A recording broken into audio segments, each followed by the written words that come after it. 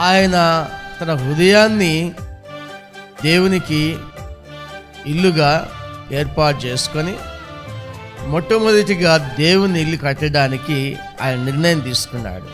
దేవుని మందిరము కట్టించాలనే ఆలోచన కలిగినప్పుడు ఆయనకు దేవుడు రాజమందిరాన్ని ఇచ్చాడు. మామూలు మందిరాన్ని కాదు, మామూలు ఇల్లుని కాదు, రాజులు జీవించే ఇల్లుని కట్టించి ఇచ్చాడు. ఆ తర్వాత దేవుడు దావీదుని ఒక కుటుంబీకునిగా చేశాడు.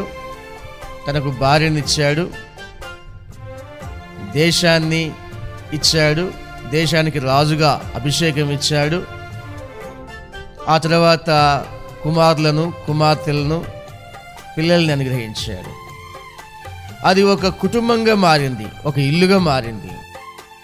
అంటే ఒక మనుష్యుడు దేవుని గురించిన తలంపులు కలిగి ఉంటే, దేవుని గురించి ఏదైనా చేయాలని ఉంటే, దేవుని ఇల్లు కట్టాలి, దేవుని సామ్రాజ్యాన్ని కట్టాలి అనే ఉద్దేశాలు కలిగి ఉన్నప్పుడు దేవుడు ఆ మనిషి ఇల్లు కట్టాలని ఉద్దేశిస్తాడు. మనము దేవుని గణపరచాలనుకున్న వెంటనే దేవుడు మనల్ని గణపరచాలనే ఆలోచన కలిగి ఉంటాడు.